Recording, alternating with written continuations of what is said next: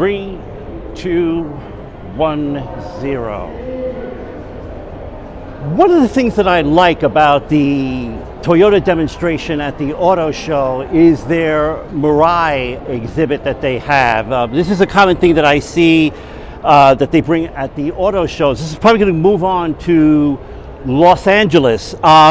This is the Murai. This is a hydrogen car. There's a lot of myths and misconceptions about hydrogen fuel technology. As I say, I'm not anti-hydrogen fuel cell car.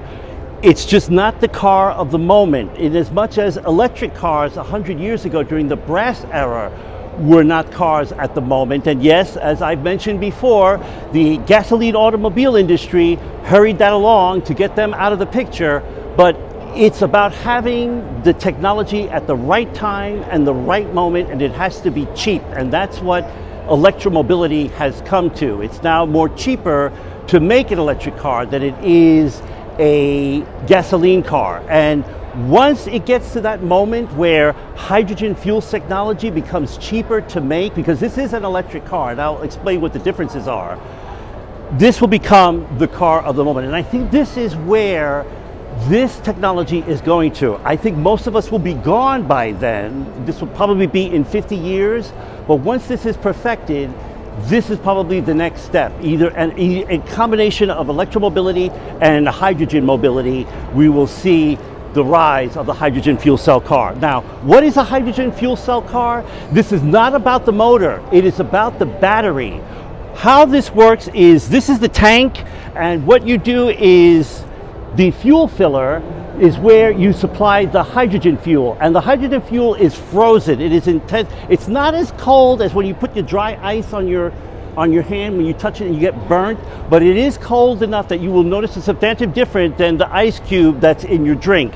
And what happens is that the hydrogen fuels the process of the where is it? I guess of the battery. I'm looking for the battery pack. It will supply, probably here, it will supply the energy to the batteries, and then it is from there that the batteries supply the energy to the motors. That's how that works.